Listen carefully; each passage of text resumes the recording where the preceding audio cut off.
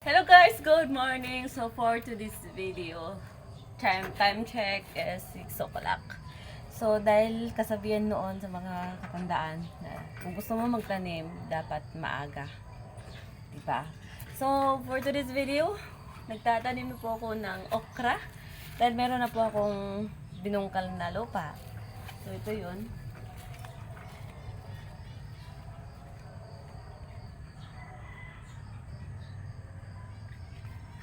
Ito yung nadali ng sobrang lakas ng ulan kahapon.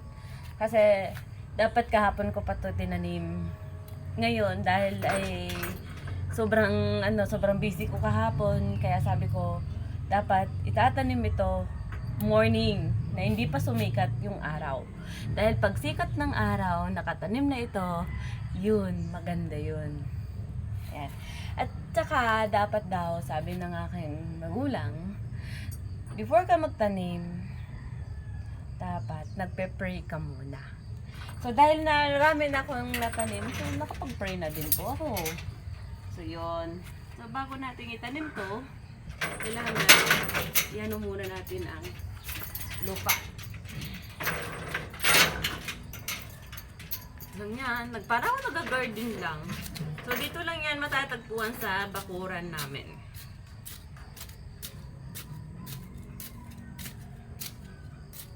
So, mayroon na rin akong sili na lumaki na.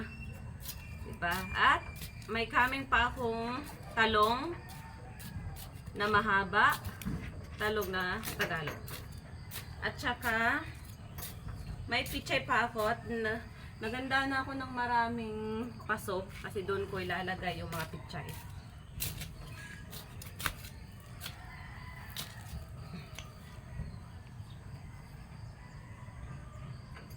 Sabi nila, bawat pagtatanim daw sa isang puno, dapat 2 puno daw ang ilalagay para pag bali siya.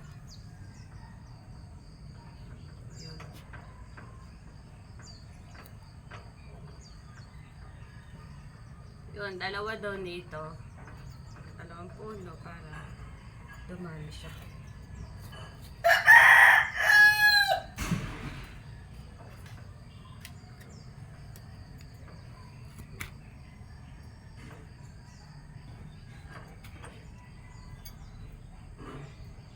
Madami pa ako doon.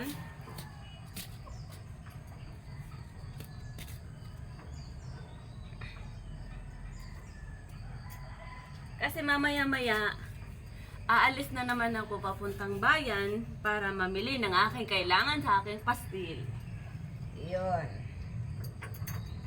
Kasi kahapon, marami naghahanap ng pastil.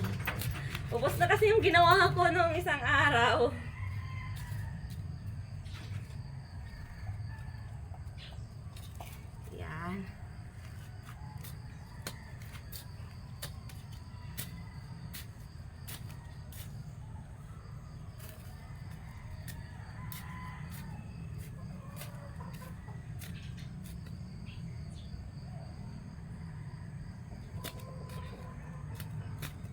Sa mga gustong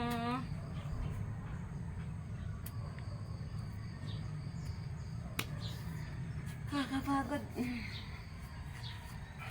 So, at meron na din akong dito. Yan, kangkong to. Yung kung nakikita nyo. So, itatanim ko na itong kangkong para dumami din ito. Alam nyo magkano ang isang balot na ito? 25 pesos. Grabe, di ba? Kaya tatanuin ko ito doon sa likod.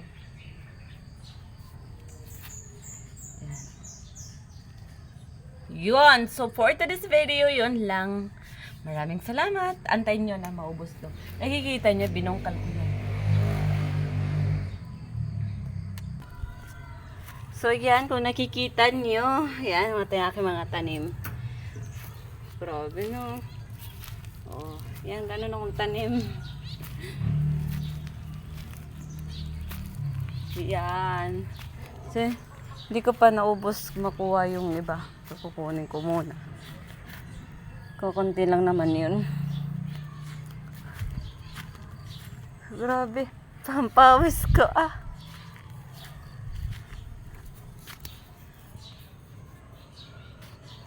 Kita nyo ang aking kamay. Ang dumi. Ang dumi ng aking kamay. Hoy mga nok! Huwag kayo magkakamali pumunta doon. Kakatayad ko kayo. Ang sarap sa pakiramdam ah. Pinagpapawisan sa agang-aga.